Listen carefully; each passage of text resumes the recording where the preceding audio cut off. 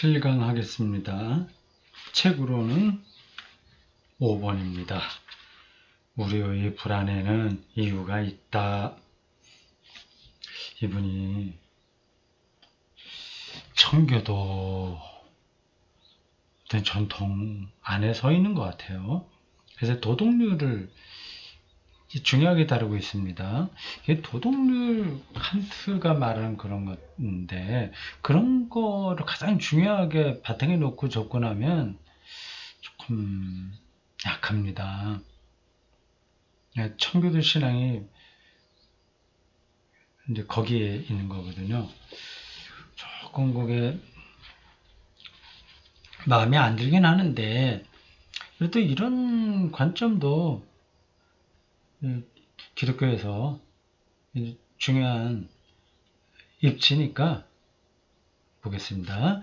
일단 앞부분에서 이 변증하는 거가 많이 나오는데 이걸 좀 너무 긴 것 같아요. 이거 조금만 해도 되는데 일부예요. 옳고 그름, 우주의 의미를 푸는 실마리. 자, 마지막 항목이군요. 우리 불안에는 이유가 있다.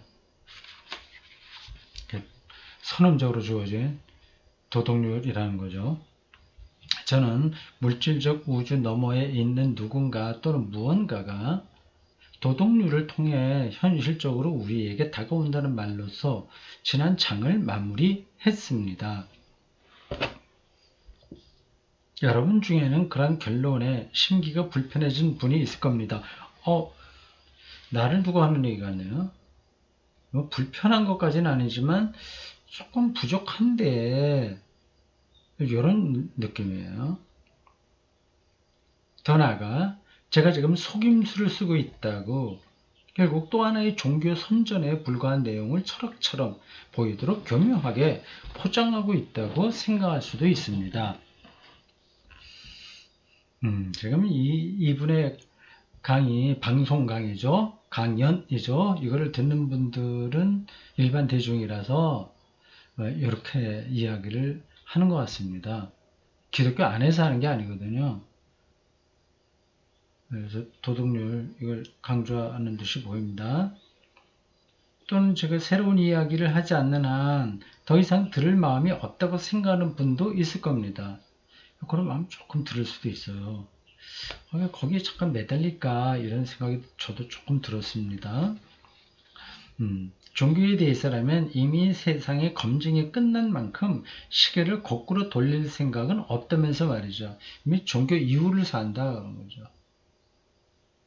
포스트 릴리전, 종교 이후 사람들은 그렇기 때문에 또 종교 비슷한 거 선전하는 거야 그렇게 생각할 분들이 있죠. 저는 이런 식으로 생각하는 분에게 다음과 같은 세 가지 이야기를 하고 싶습니다. 첫째로 시계를 거꾸로 돌린다는 점에 대해 말해봅시다.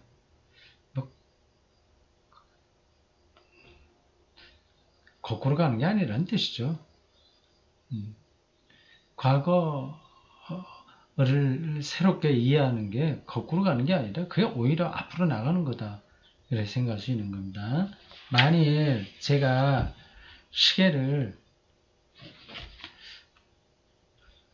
거꾸로 돌릴 수 있다고 한다면 시계가 잘못 가고 있을 때는 오히려 거꾸로 돌리는 편이 더 현명한 일이라고 한다면 농담으로 듣겠습니까? 그래서 이분이 생각하기에는 이 세상이 시계라고 할 때 쭉쭉 가자 시간이 가잖아요. 근데 이 시계가 고장난 거라고 한다면 이제 방향이 잘못됐다고 한다면 오히려 거꾸로 가는 게 더 낫지 않냐. 그죠? 오늘 이 시대가 정말 바람직한 방향으로 잘 가냐 하는 걸 생각해 보자고 하는 거죠. 이렇게 접근하는 것도 재미있습니다. 재밌다기보다 근거가 없진 않아요. 이렇게 해야 되겠죠. 아마 이러한 주장을 이렇게 이상하다 생각하지는 않을 겁니다. 보통 많이들 그 얘기하지 않습니까? 뭐 50년 전보다 지금이 훨씬 더 좋아져야 되잖아요. 많이 그 생활 조건 좋아진 거는 있죠. 근데 그렇다고 해서 우리의 영혼이 아니면 우리의 행복이 더 늘어났냐, 풍요로워졌냐 하는 것에 대해서 맞다 이렇게 맞장구 치기는 그렇게 쉽지 않습니다. 인간의 행복, 영혼의 만족, 안식 이런 것들은 다른 방식으로 주어지기 때문에 그렇습니다. 지금 현재 이 시대의 방향이 가고 있는 것이 잘못됐다면 뭐 뒤로 가야 되지 않냐, 그게 더 맞지 않냐, 그런 얘기를 한 거예요. 아니, 이제 시계 얘기는 그만두기로 합시다. 우리는 모두 진보를 원합니다. 근데 진보한다는 것은 우리가 가고자 하는 그곳에 점점 더 가까이 간다는 뜻입니다. 방향을 잘못 잡으면 아무리 앞으로 나아가도 원하는 곳에 다가갈 수가 없습니다. 잘못된 길로 접어들었을 때는 그 자리에서 돌이켜 올바른 길로 되돌아가는 것이 진보입니다. 그러니까 그 경우에는 가장 먼저 되돌아가는 사람이 가장 진보적인 사람인 셈이지요. 설득력 있는 이야기입니다. 방향 없이 우리가 지금 무조건 가고 있는 건 분명히 보이지 않습니까? 여러 가지 차원에서 그렇습니다. 요즘 그 기후변화, 이게 세계적인 이슈가 되고 있습니다. 끝이 없어요. 점점 이 지구라고 하는 생태계가 어떻게 될지, 이건 노파심이 아니라 아주 실질적으로 걱정되는 부분들이 있습니다. 근데 이 지구가 굉장히 아주 미묘하고 섬세하게 생태적인 균형을 이루고 있습니다. 놀랄 만큼 어떤 균형이 있어요. 그래서 조금 뭐라 그럴까, 화산 폭발이 일어나서 화산재가 많이 나온다고 하더라도 자체 정화가 됩니다. 웬만한 거는 다 그 안에서 해결이 돼요. 그러니까 썩기도 하고 서로 이렇게 맞물려 있어서 생태적인 균형이 이루어져 있습니다. 근데 이게 어느 정도까지는 계속 유지가 되는데 그 임계점을 넘게 되면 이건 해결할 수 없는 지경으로 떨어질 수 있습니다. 완전 묵시적인 재앙이 가능한 거죠. 그런 것들을 과학자들이 유심히 보고 있습니다. 뭐 너무 염려하지 마라, 이거 잘 될 거야, 뭐 그렇게 그렇게 주장하는 학자들도 있긴 있습니다. 근데 좀 신경을 좀 써야 될 거려. 에너지를 과소비하고 있어요.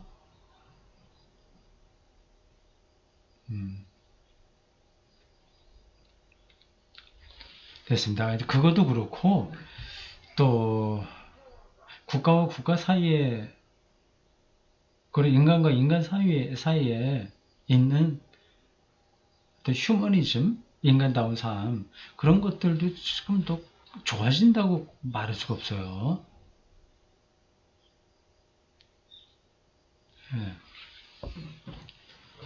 현재 가고 있는 방향이 이렇게 아주 썩 정확하게 정말 가야 될 방향으로 가지 않고 있다고 하는 것은 누구나 다 인정할 겁니다. 이럴 때는 뒤돌아가는 게 더 진보다, 그 얘기죠. 이 점은 산수의 경우를 생각하면 더 잘 이해할 수 있습니다. 잘못된 방식으로 계산을 시작했다면 빨리 그것을 인정하고 처음부터 계산을 다시 해야 더 신속히 답을 얻을 수 있는 법입니다. 고집을 부리고 실수를 인정하지 않으면 진보는 있을 수 없습니다. 여기서 말하는 진보는 정확한 방향으로 나아가는 걸 가리킵니다. 근데 방향이 잘못됐으면 앞으로 나갈수록 점점 거리가 멀어지는 거죠. 여러분도 지금 세상의 상태를 보면 인정하겠지만 인류는 명백히 큰 잘못을 저지르고 있습니다. 우리는 잘못된 길을 가고 있습니다. 그렇다면 되돌아가야 합니다. 그것이 가장 빠른 길입니다. 그건 동의가 되는 거죠. 둘째로, 저는 아직 본격적인 종교 선전을 시작조차 못했습니다. 우리는 기독교라는 특정 종교의 하나님은 고사하고 현실 종교가 믿는 하나님조차 아직 다루지 못했습니다. 현실 종교가 믿는 하나님과 기독교의 하나님 어떻게 다른 거예요? 기독교라는 특정 종교의 하나님, 성서가 말하는 하나님이니까 그건 뭔지 알겠고, 현실 종교가 믿는 하나님, 일반 종교를 가리키는 건가 보죠. 절대자 이런 거요. 도덕률 배우에 계속 그 도덕률이 나옵니다. 예, 일반 사람을 대상으로 한 강연이라서 이렇게 이 개념을 사용하고 있는 것 같습니다. 누군가 또는 무언가가 존재한다는 데까지만 이야기했을 뿐입니다. 우리는 성경이나 교회의 도움 없이 우리 자신의 힘으로 이 누군가에 대해 알아보고 있는 중입니다. 도덕률을 말하는 게 제일 공통 서로 대화가 가능한 보편적 주제가 되는 거죠. 지금 바깥에서 소리가 들리죠? 우리 집 아래 지금 밭을 갈고 트랙터가 와서요. 그것도 양파인가? 그걸 심으려고 하는 것 같습니다. 작업을 해요. 근데 비가 이제 오늘서부터 내일 모레까지 온다고 하는데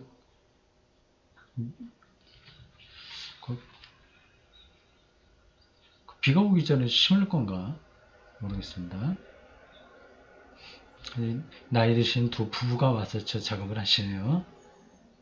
저 남편 나이는 저보다 좀 더 된 것 같습니다. 근데 트랙터를 잘 모시네요. 요즘은 이제 다 기계화가 돼 있어서 나이가 들어도 농사 짓을 수 있는 것 같습니다. 제가 분명히 말하고 싶은 점은 이렇게 할 때 우리는 충격적인 사실을 발견하게 된다는 것입니다. 기독교에 도움 없이 우리가 그냥 전혀 없이 알아본다.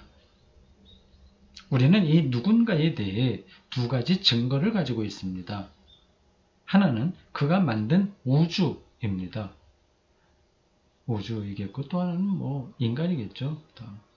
만약 우리가 우주를 유일한 단서로 사용한다면 그는 위대한 예술가, 우주는 아주 아름다운 곳이므로 예술가이지만 인간의 친구는 될 수 없는 무자비한 존재, 우주는 아주 위험하고 무서운 곳입니다. 생명이 불가능하잖아요. 우주에는 정말 무지막지한 공간이죠 라는 결론이 나옵니다. 또 하나의 증거는 그가 우리의 정신 안에 둔 도덕률입니다. 양심이라고도 할 수 있어요. 이거는 뭐를 해야 되고 뭐 하지 말아야 된다는 그겁니다. 그게 지금 칸트의 영향을 많이 받은 것 같아요. 이 사람이요. 그러니까 기독교를 직접 말하기는 힘드니 칸트의 정언 명령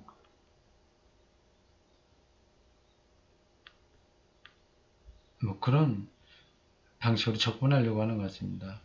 칸트도 하나님 존재는 도덕률 안에서만 가능하다.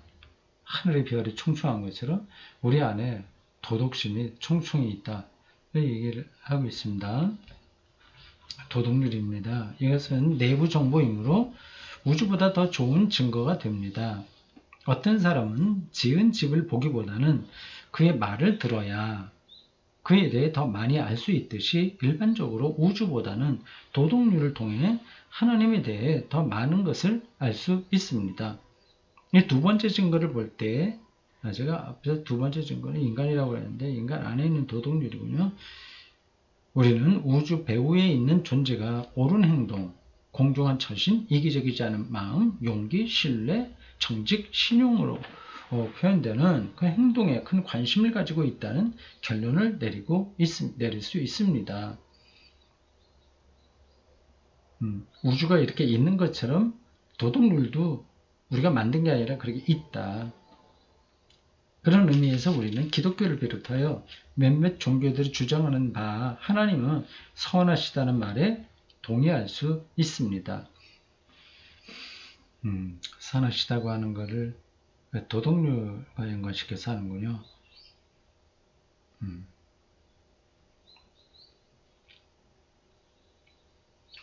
존재가 선한 건데 선하다고 하는 것은 뭐 도덕 쪽에다 착하다 아니다 라기보다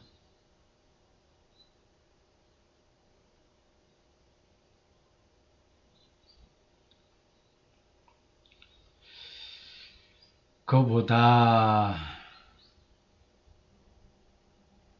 참되다, 존재론적이다, 그렇게 말할 수 있을까요? 하나님은 선하다, 우리를 도우신다, 우리에게 구원을 베푸신다, 뭐 그런 성격입니다. 그러나 너무 성급하게 나아가지는 맙시다. 도덕률은 어떤 짓을 해도 다 받아주는 상냥하고 동정심 많은 분이라는 뜻에서 하나님을 선하다고 생각할 근거를 주지 않습니다. 도덕률에는 어떤 것을 해도 다 받아준다는 것이 있을 수 없습니다. 도덕률은 바늘 끝 하나 들어갈 틈 없이 냉혹합니다.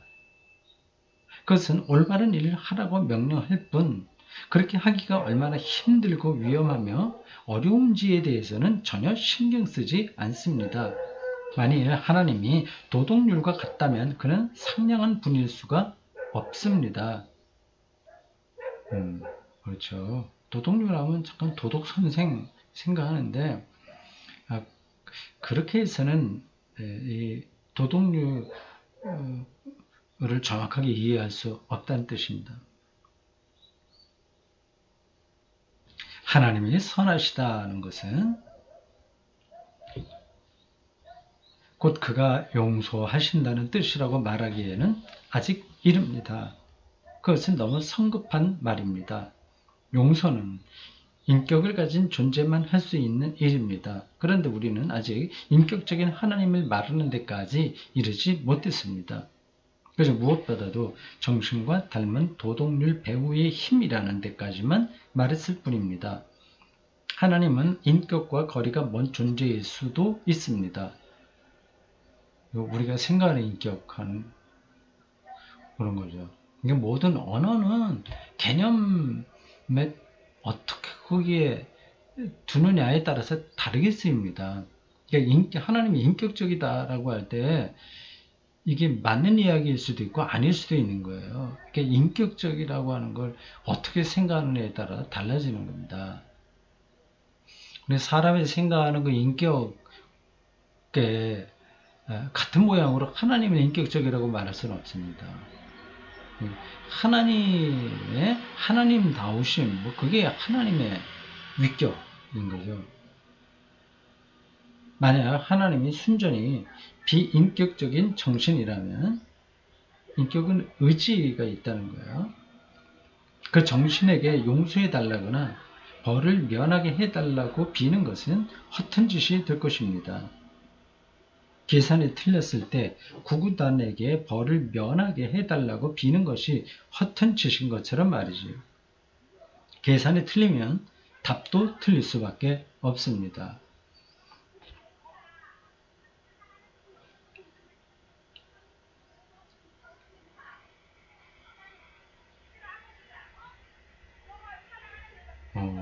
저 바깥에서 할머니들 얘기하는 소리 들리네요. 경상도 분들은 목소리가 큽니다. 바로 옆에서 얘기할 텐데도 고래고래 고함 지르듯이 해요. 싸우는 듯이 합니다. 생기가 넘치기도 하고. 하나님이 이런 분, 비인격적인 절대선이라면 결코 좋아할 수 없으며 따라서 전혀 개의치 않겠다라고 말한다 해서 피할 길이 생기는 것은 아닙니다. 문제는 여러분이 마음 한편으로 절대선의 편을 들고 있으며 인간의 탐욕과 거짓과 착취를 인정하지 않는 그 절대선에게 내심 동의하고 있다는 데 있기 때문입니다. 그가 여러분의 경우만큼은 예외로 삼아 한 번만 벌을 면해 주기를 바랄 수도 있습니다. 그러나 그런 경우에도 여러분 마음 깊은 곳에서는 세상의 배후에 있는 그 힘이 이런 행동을 정말 예외 없이 미워하지 않는다면 결코 선한 존재일 수 없다는 사실을 알고 있습니다. 만약 절대선 이라는 것이 존재한다면 우리의 행동 대부분을 미워하리라는 사실 또한 잘 알고 있지요.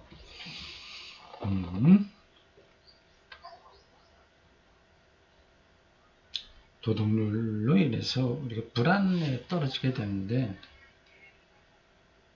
그게 바로 배후에 어떤 절대선이 있기 때문이다. 그 얘기를 지금 하려고 하는 겁니다. 이것이 우리가 빠져있는 끔찍한 곤경입니다. 절대선이 우주를 다스리지 않는다면 어떤 노력을 해도 우리에게는 소망이 없습니다. 반면에 절대선이 우주를 다스린다면 우리는 매일 그 선의 원수가 되는 셈이고, 그렇죠. 다음 날이라고 해서 사정이 나아질 기미 또한 전혀 없으므로 이 경우에도 역시 우리에게는 소망이 없습니다. 그게 이제 딜레마죠. 우리는 그 선 없이 살 수도 없고 어떤 방향성이니까 방향을 제시해 주는 거니까요. 그 선과 더불어 살 수도 없습니다. 방향이 없으면 뭐 맨날 어디로 갈지 모르는 거고 그 방향이 딱 주어지는데 있으면 그 방향대로 우리가 가지 못하니 또 힘들고 그죠? 하나님은 유일한 위안인 동시에 최고의 공포입니다. 맞아요. 우리에게 가장 필요한 존재인 동시에 가장 피하고 싶은 존재인 것입니다. 그는 여기 처음으로 하나님이 나오네. 어떡하지? 거의 안 나오다가 한 번도 안 나왔더니 처음 나온 거 아니에요? 우리에게 가장 필요한 존재인 동시에 가장 피하고 싶은 존재인 겁니다. 그는 우리의 유일한 동맹자가 될 수 있는 존재지만 동맹자 하나가 될 수 있다. 우리는 스스로 그의 원수가 되어버렸습니다. 생명을 우리가 바르게 누리지 못한다는 겁니다. 반생명적으로 우리가 사는 거죠. 선, 절대선, 이건 생명 같은 이야기입니다.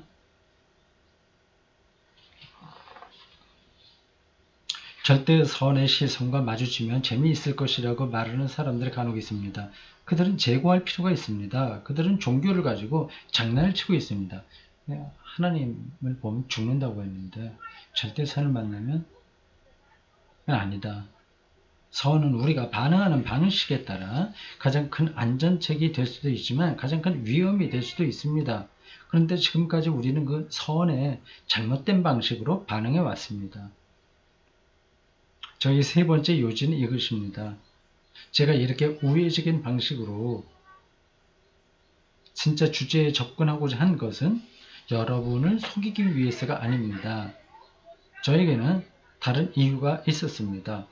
즉 지금까지 서술해온 이런 사실들을 먼저 이해하기 전에는 기독교가 의미를 가질 수 없기 때문에 이런 방법을 선택했던 것입니다.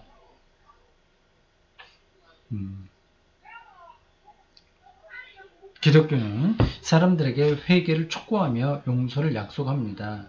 그렇기 때문에 자신이 회개할 일을 저질렀다는 사실을 모르는 사람, 그러니까 절대 선에서 멀어졌다고 하는 것을 인정하지 않는 사람이죠. 자신에게 용서가 필요하다고 생각하지 않는 사람에게는 기독교가 아무 의미도 가질 수 없습니다. 여러분은 먼저 도덕률이라는 사실이 정말로 존재하며 그 법칙의 배후에 어떤 힘이 있고 여러분이 그 법을 어김으로써 그 힘과 잘못된 관계를 맺게 되었다는 것을 깨달아야 합니다. 이 모든 것을 깨닫기 전에는 정말이지 이 모든 것을 깨닫는 그 순간이 오기 전까지는 기독교는 여러분에게 아무런 말도 할 수가 없습니다. 이거 맞는 얘기예요. 예수 그 앞에 섰던 사람들은 되게 그런 경험을 하죠. 그가 이제 절대선이니까 나를 떠나 주십시오. 내가 죄인입니다. 그런 겁니다. 여러분은 스스로 병들었다는 것을 알 때에야 비로소 의사의 말에 귀를 기울일 겁니다. 그처럼 여러분은 인간이 거의 아무 가망도 없는 처지에 있다는 점을 깨달을 때에야 비로소 그리스도인들의 말을 이해하기 시작할 겁니다. 그리스도인들은 왜 인간이 지금처럼 선을 미워하는 동시에 사랑하는가에 관해 설명해 줍니다. 하나님이 어떻게 도덕률 배후에 있는 비인격적인 정신인 동시에 인격적일 수 있는지에 관해서도 설명해 줍니다. 비인격적인 정신이면서 인격적인 존재.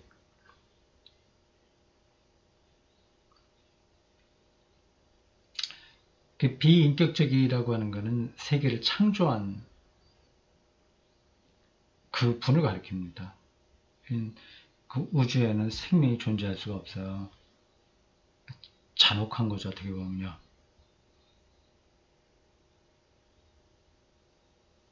근데 우리에게 이분의 설명에 따르면 도덕률을 선언적으로 있는 것을 주셨으니 인격적이다. 그죠? 그들은 여러분과 제가 충족시킬 수 없는 이 법이 어떻게 우리를 위해 충족되었는가, 어떻게 하나님 자신이 인간이 되어 그를 인정하지 않는 인간들을 구원하시는 것에 관해 말해줍니다. 여기서 그들은 그리스도인들이에요. 이것은 오래된 이야기입니다. 이 이야기를 더 듣고 싶다면 저보다 더 권위 있게 말해줄 사람에게 부탁하면 됩니다. 신학자를 가르치겠죠. 제가 하고자 하는 일은 사람들에게 그 이야기의 전제가 되는 사실들을 직면하도록, 기독교가 답을 주겠다는 문제들이 어떤 것인지 이해하도록 요청하는 것입니다. 그렇죠. 이거 아주 좋은 그 작업이에요. 그 기독교 신앙 주로 이제 교리로 나타나는데, 형식과 교리로 나타나는데 거기에 들어가 수 있는 전이해인 거죠. 이런 것들이 없어서 기독교인들이 기독교 신앙의 중심으로 좀 잘 못 들어가는 경향이 있습니다. 그걸 직면하도록 요청하는 것입니다.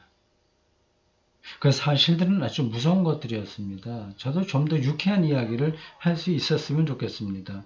무섭다고 하는 건 우리가 딜레마에 떨어져 있다고 하는 거죠. 좀 더 유쾌한 재밌는 거 얘기했으면 좋겠습니다. 그러나 저로서는 제가 참으로 믿는 바를 말할 수밖에 없군요. 물론 저는 결국 기독교가 우리에게 말할 수 없는 위안을 준다는 사실에 동의합니다. 그러니까 복음이죠. 위로 주는 거죠. 그러나 기독교는 제가 지금까지 말해온 것과 같은 낭패감에서 출발하는 종교로서 그 낭패감을 먼저 겪지 않는 한 자신이 얼마나 절대선에서 떨어져 있는가, 생명으로부터 얼마나 파괴되었는가 하는 거를 겪지 않는 한 아무리 위안을 얻으려고 노력한들 소용이 없습니다. 맞습니다. 현대인들이 기독교 신앙에 들어가기 힘들고 좀 기독교 신앙을 불쾌하게 생각하는 이유가 여기 있어요. 이 생명이 파괴됐다, 절대선에서 떨어졌다, 스스로는 그 문제가 해결이 안 된다, 이거 듣기 싫어하는 거거든요. 전쟁이나 그 밖의 경우에도 그렇지만 종교에서도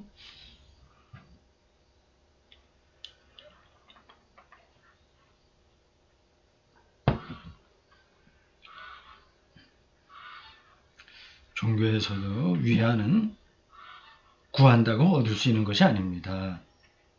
여러분이 이렇게 막 그렇죠. 자기 상태를 정확하게 알아야 위로가 되지.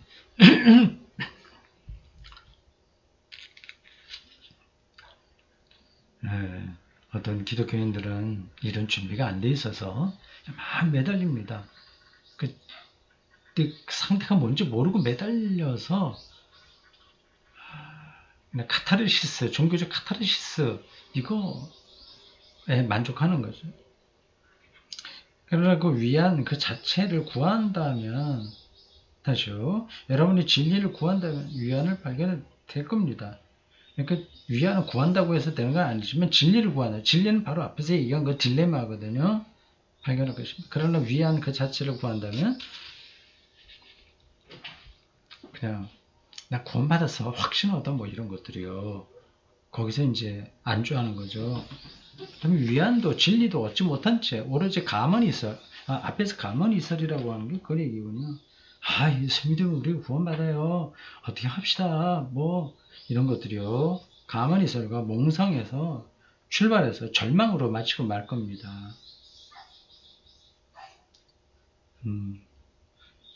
사실 절망하는데 그걸 또 교묘하게 회피해서 다른 종교적 업적으로 보상받으려고 하는 거죠. 악순환입니다. 우리 대부분은 전쟁 전 국제 정치에 품었던 몽상에서 이제 막 깨어났습니다. 지금은 종교에 대해서도 그렇게 해야 할 때입니다. 종교적 몽상, 망상으로부터 깨어나야 된다고 하는 겁니다. 이거 정확하게 보죠? 예.